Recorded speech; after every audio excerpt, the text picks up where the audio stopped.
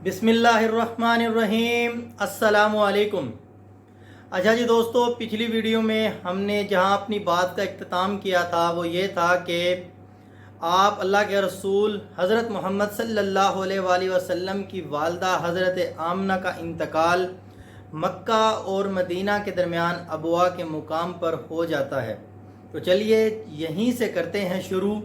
तो दोस्तों, अगर आपने मेरी पिछली वीडियो ये नहीं देखी तो इसका लिंक मैं इस वीडियो के डिस्क्रिप्शन में डाल दूंगा। आप उस वीडियो को भी इस लिंक के थ्रू वॉच कर सकते हैं। तो चलिए करते हैं शुरू।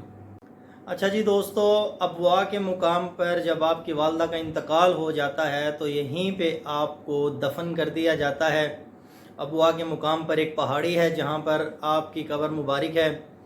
तो उसके बाद उम्मे अमन फरमाती हैं कि मैं आपको लेकर मक्का पहुंची, यानी आपके वालदा के इंतकाल के बाद 5वें दिन आपको लेकर मक्का पहुंची और आपको हज़रत अब्दुल मुत्तलिब के हवाले किया।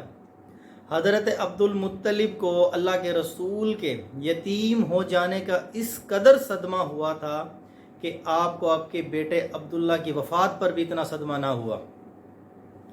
तो दोस्तों, हज़रत अब्दुल मुत्तलिब के लिए काबा के साये में एक कालीन बिछाया जाता था और आप हज़रत अब्दुल मुत्तलिब का अदब इतना था कि आपके बेटे और अरब के सरदारान इस कालीन के चारों तरफ बैठते थे, लेकिन आपकी अदब की वजह से इस कालीन पर कोई ना बैठता था। लेकिन अल्लाह के रसूल जब मक्का तशरीफ़ लाते तो सीधे इस कालीन पर आकर बैठते। इस वक्त आपकी उम्र तकरीबन 9 साल के करीब थी। आप एक नौजवान लड़के थे। तो आपके चचा हज़रत अब्दुल मुत्तलिब के अदब की वजह से आपको इस कालीन से उठाना चाहते थे, लेकिन हज़रत अब्दुल मुत्तलिब फरमाते कि मेरे बेटे मोहम्मद को मेरे पास ही इस कालीन पर बैठा रहने दो, क्योंकि ये बहुत बड़ी शान वाला है और इसको खुद भी एहसास है कि इसकी कितनी बड़ी शान है।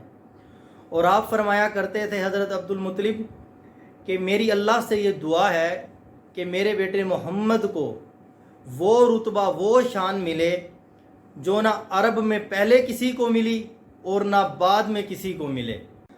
हज़रत अब्दुल मुत्तलिब फरमाते हैं कि मेरे पास बन्नू मदलिज के कुछ लोग मिलने के लिए आए। ये लोग क़याफ़ा शन्नाश थे जो आदमी का चेहरा देखकर उसके मुस्तकबिल के बारे में अंदाज़ा लगाया करते थे। जब इन लोगों ने इस बच्चे को देखा, अल्लाह के रसूल को देखा, तो इन्होंने कहा कि ए अब्दुल मुत्तलिब, इस बच्चे की हिफाजत करें, क्योंकि मुकाम इब्राहीम में जो हज़रत इब्राहीम अलैहिस्सलाम के कदम का निशान है और इस बच्चे के कदम का निशान आपस में बिल्कुल एक जैसे हैं, और इस कदर पैरों की कदमों की आपस में मुशाहबत हमने किसी और के पाँव में नहीं देखी। तो हमें लगता है कि ये बच्चा बड़ी निराली शान वाला होगा, इसलिए इसकी हिफाजत फरमाए। दोस्तों, मुकाम इब्राहीम खाना काबा में वो पत्थर है जब काबा की तामीर के वक्त हज़रत इब्राहीम अलैहिस्सलाम काबा की तामीर फरमाते तो इस पत्थर के ऊपर चढ़कर आप काबा की तामीर फरमाया करते थे, और मोजज़े के तौर पर इस पत्थर के ऊपर हज़रत इब्राहीम अलैहिस्सलाम के कदमों के निशान पड़ गए। इस पत्थर ही की लोग ज़ियारत करते हैं और यही मुकाम इब्राहीम है। तो दोस्तों, आप अल्लाह के रसूल क्योंकि हज़रत इब्राहीम अलैहिस्सलाम की नस्ल से हैं, इसलिए हज़रत इब्राहीम अलैहिस्सलाम के कदमों की मुशाहबत आप में होना एक कुदरती बात है।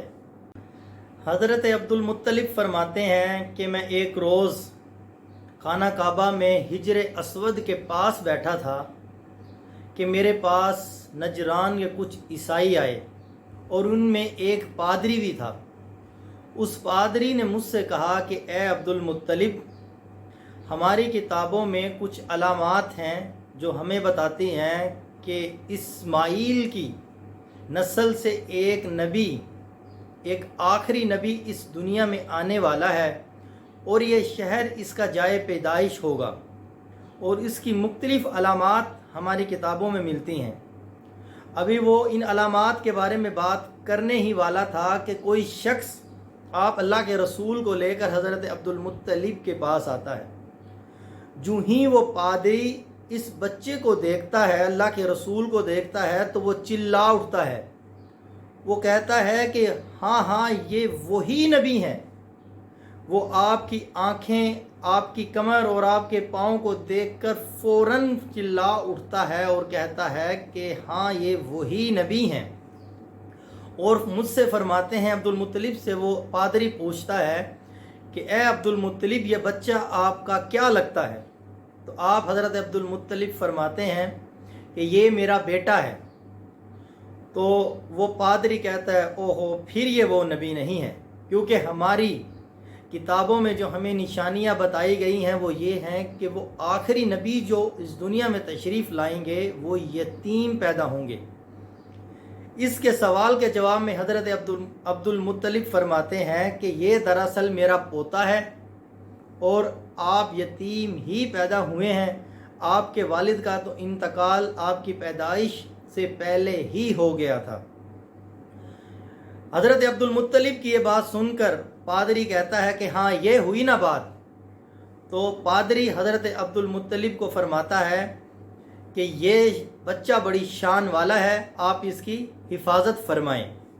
एक बहुत बड़ी उम्र वाले सहाबी हैदा बिन मुआविया रज़ी अल्लाह ताला अन फरमाते हैं कि मैं ज़माने जहालियत में काबा का तवाफ़ करने के लिए, हज करने के लिए काबा पहुंचा और मैं काबा का, बैतुल्लाह का तवाफ़ कर रहा था कि मैंने एक लंबे कद वाले एक बूढ़े शख्स को देखा जो बैतुल्लाह का तवाफ़ कर रहा था और साथ में दुआ मांग रहा था कि ए अल्लाह, मेरी सवारी को मोहम्मद सल्लल्लाहु अलैहि वसल्लम की तरफ फेर दे और उनको मेरा दस्ते बाजू बना दे।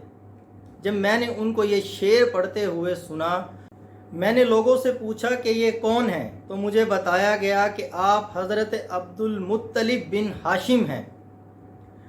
आपका चूँकि एक ऊँट गुम हो गया है और आपने अपने पहले दूसरे बेटों को भेजा और वो नाकाम लौट आए हैं, अब आपने अपने पोते हज़रत मोहम्मद को भेजा है और वो ऐसा है कि जब भी उसको किसी गुमशुदा चीज़ को ढूंढने के लिए भेजा जाता है तो वो उस चीज़ को ढूंढ कर ही लेकर आता है।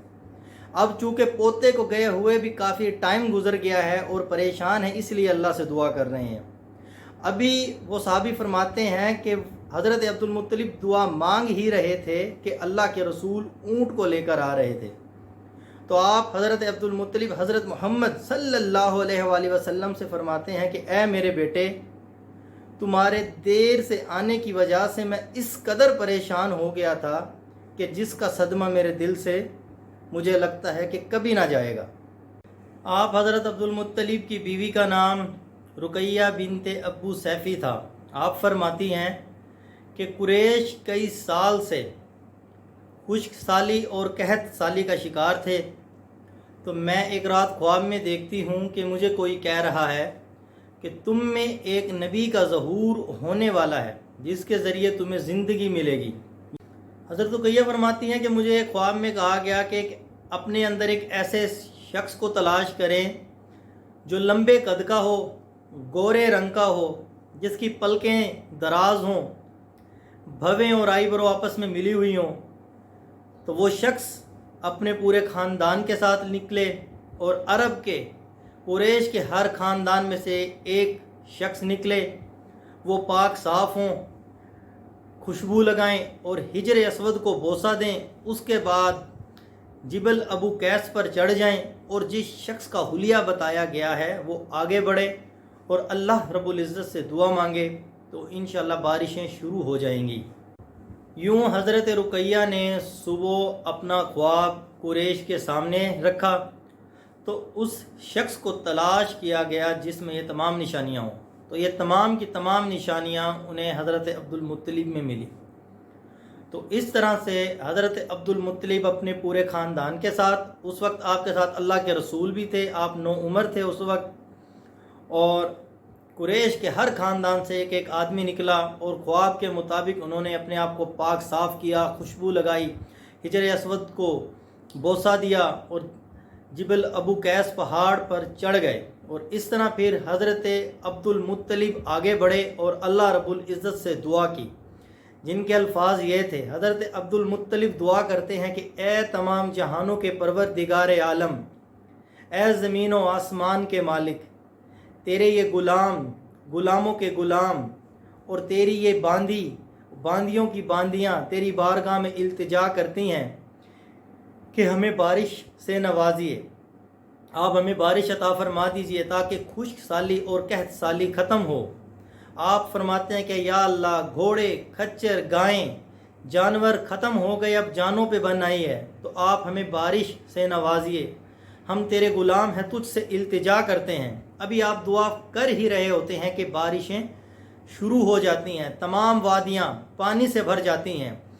دوستو، اس بارش میں ایک عجیب واقعہ بھی پیش آیا۔ وہ عجیب واقعہ یہ تھا کہ قریش کو تو اللہ نے بارش سے نواز دیا، مگر جو قریش کے ساتھ مختلف قبائل تھے، جیسے کہ قبیلہ کیس، قبیلہ مضر اور اس کی ساتھ کی جو بستیاں تھیں نا، ان پہ بارش نہیں ہوئی۔ جب ادھر کے لوگوں نے دیکھا، انہوں نے کہا یہ کیا بات ہوئی کہ ایک قبیلے پہ تو بارش ہو رہی ہے اور باقی کے قبائل بارش سے محروم ہیں۔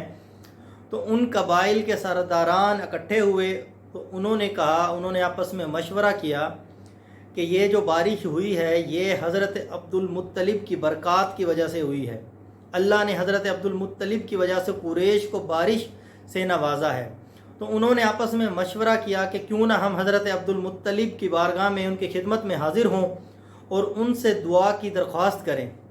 تو تمام قبائل کے سرداران کو یہ مشورہ پسند آتا ہے۔ اس کے بعد وہ تمام کے تمام حضرت عبدالمطلب کی خدمت میں حاضر ہوتے ہیں اور آپ سے دعا کی درخواست کرتے ہیں کہ اے عبدالمطلب، ہم خشک سالی کی وجہ سے، قحط سالی کی وجہ سے بہت پریشان ہیں، تو آپ ہمارے لیے دعا کریں۔ ہمیں آپ کی برکات کے بارے میں معلوم ہوا ہے، اللہ نے آپ کی بدولت قریش کو بارش سے نوازا ہے۔ تو حضرت عبدالمطلب فرماتے ہیں کہ اچھی بات ہے، میں کل آپ لوگوں کے لیے بھی دعا کروں گا۔ اگلے دن حضرت عبدالمطلب اپنے خاندان کے ساتھ، اپنے بیٹوں اور مختلف لوگوں کے ساتھ، آپ کے ساتھ حضرت محمد صلی اللہ علیہ وآلہ وسلم بھی ہوتے ہیں، میدان عرفات کی طرف نکلتے ہیں۔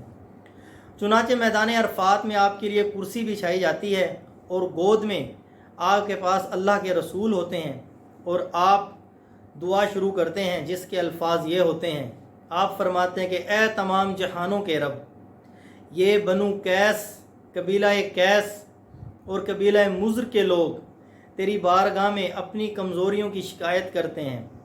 یا اللہ، ان کی کمریں جھک گئی ہیں، یا اللہ ان کے جانور قحط سالی کی وجہ سے ختم ہو رہے ہیں، اب جانوں پہ بن آئی ہے۔ یا اللہ، یہ تیرے غلاموں کے غلام ہیں، یا اللہ یہ تیری بارگاہ میں التجا کرتے ہیں۔